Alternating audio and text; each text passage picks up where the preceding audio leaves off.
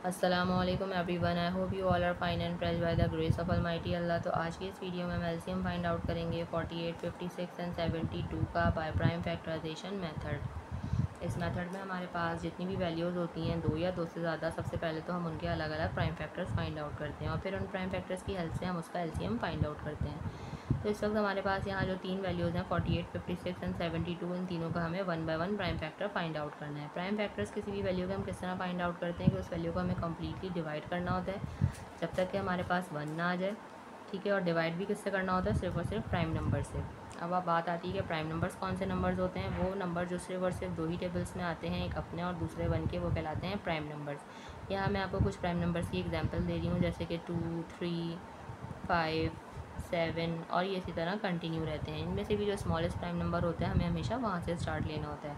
सबसे smallest prime number 2 है और 2 का डिविजिबिलिटी रूल है कि अगर किसी वैल्यू के लास्ट में इवन नंबर या फिर ज़ीरो है तो वो वैल्यू 2 से कम्प्लीटली डिवाइड हो सकती है। यहाँ तीनों ही वैल्यूज़ के लास्ट में इत्तेफाक से इवन नंबर्स हैं, इसलिए तीनों ही वैल्यूज़ जो हैं वो 2 से डिवाइड हो सकती हैं। तो उसे 2 से डिवाइड करना स्टार्ट करेंगे।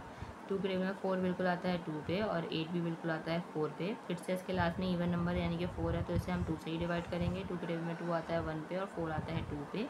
जब तक ये वैल्यू 2 से डिवाइड होगी इसे हम 2 से ही डिवाइड करेंगे। 2 के टेबल में 12 आता है 6 पे। 2 के टेबल में 6 आता है 3 पे और 3 हमें पता है प्राइम नंबर है, इसलिए 3 को हमें 3 से ही डिवाइड करना है क्योंकि 3 के टेबल में 3 आता है 1 पे। यहाँ हम 48 को कम्प्लीटली डिवाइड कर चुके हैं और ये आ चुके हैं हमारे पास 48 के प्राइम फैक्टर्स। 56 के लास्ट में भी इवन नंबर है, इसलिए ये वैल्यू भी 2 से ही डिवाइड होगी। लेकिन 2 के टेबल में 5 नहीं आता, उससे छोटा नंबर 4 आता है 2 पे। जो 1 हमारे पास रिमाइंडर है वो चला गया 6 के पास, बन गया 16।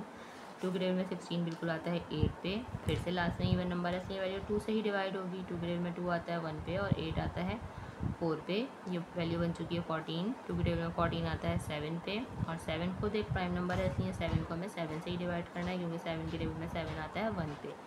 लास्ट वैल्यू है हमारे पास 72।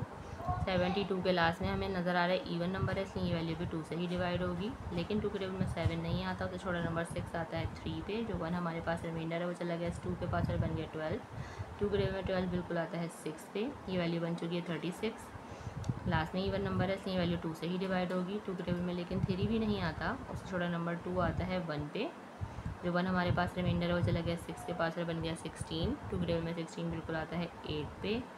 2 के टेबल में 18 बिल्कुल आता है 9 पे और 9 को हमें 3 से डिवाइड करना है क्योंकि वो 2 से डिवाइड नहीं हो सकता, ऑड नंबर है। 3 के टेबल में 9 आता है 3 पे और 3 के टेबल में 3 आता है 1 पे।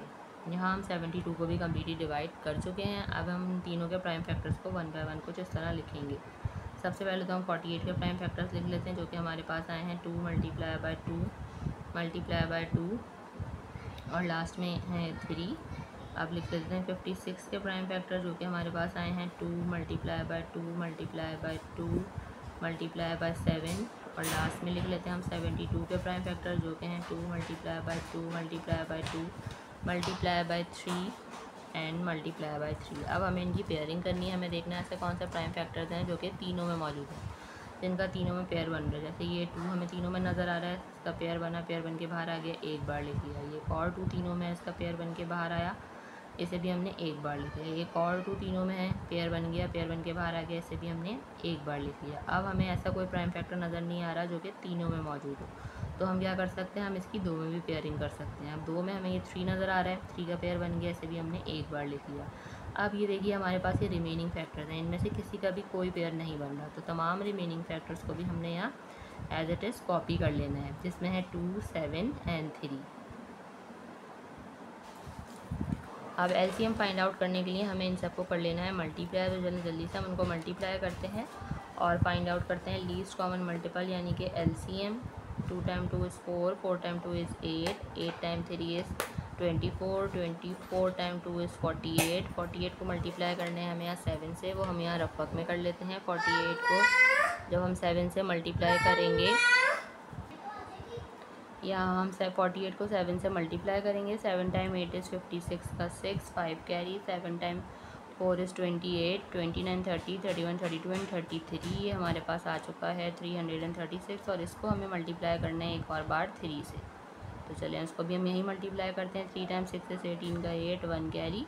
3 टाइम 3 इज़ 9 प्लस 1 10 का 0, 1 कैरी। 3 टाइम 3 इज़ 9 प्लस 1 10 हो गया और ये हमारे पास आ चुका है हमारा लीस्ट कॉमन मल्टीपल जो कि है 1008। देखा आपने कितनी जल्दी बाय प्राइम फैक्टराइजेशन मेथड को फॉलो करते हुए हमने एलसीएम फाइंड आउट करना सीख लिया है। आई होप कि वीडियो आपको अच्छे से समझ आई है। अगर ये वीडियो को पसंद आई तो लाइक और शेयर ज़रूर करें और मेरे चैनल को भी सब्सक्राइब करें। इंशाल्लाह बहुत जल्द मिलती हूँ आप सभी नेक्स्ट वीडियो में। अपना बहुत ख्याल रखिएगा। अल्लाह हाफिज़।